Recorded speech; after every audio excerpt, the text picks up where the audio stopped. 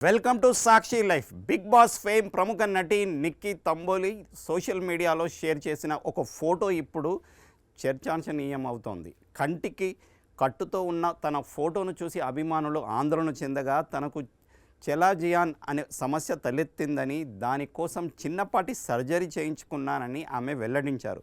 అసలు ఈ చెలాజియాన్ అంటే ఏమిటి, ఇది ఎందుకు వస్తుంది, దీని లక్షణాలు ఎలా ఉంటాయో ఇప్పుడు తెలుసుకుందాం.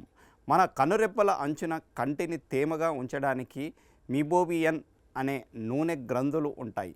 ఈ గ్రంథుల్లో ఏదైనా అడ్డుపడి నూనె బయటకు రాకుండా లోపలే పేరుకుపోయినప్పుడు అక్కడ ఒక చిన్న గడ్డలా తయారవుతుంది. దీనినే చెలాజియాన్ లేదా ఐలిడ్ సిస్ట్ అని పిలుస్తారు. సాధారణంగా ఇది కనురెప్పపై కనిపిస్తుంది, అరుదుగా కింద కూడా రావచ్చు. చాలామంది చెలాజియాన్ను సాధారణ కరుపు లేదా స్టై అని పొరబడుతుంటారు, కానీ ఇవి రెండు వేరువేరు.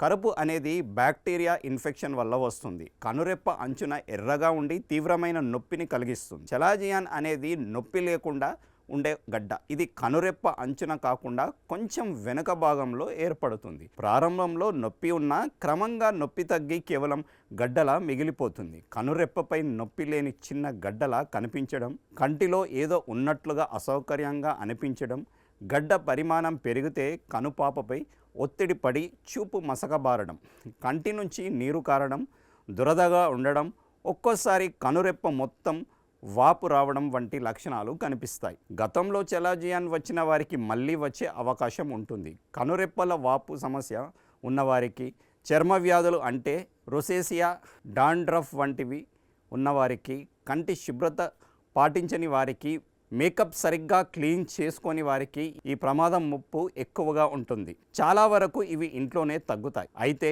పొరపాటున కూడా ఆ గడ్డను నొక్కడం లేదా గిల్లడం వంటివి చేయకూడదు. ఒక శుభ్రమైన వస్త్రాన్ని గోరువెచ్చని నీటిలో ముంచి రోజుకు 3-4 సార్లు 15 నిమిషాల పాటు కంటిపై ఉంచాలి. దీనివల్ల గ్రంథిలోని అడ్డు తొలగి నూనె బయటకు వస్తుంది.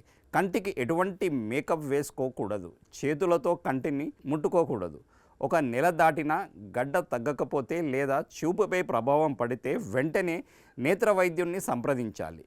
నిక్కీ తంబోలి విషయంలో గడ్డ తగ్గకపోవడంతో చిన్న సర్జరీ ద్వారా ఆ ద్రవాన్ని తొలగించాల్సి వచ్చింది.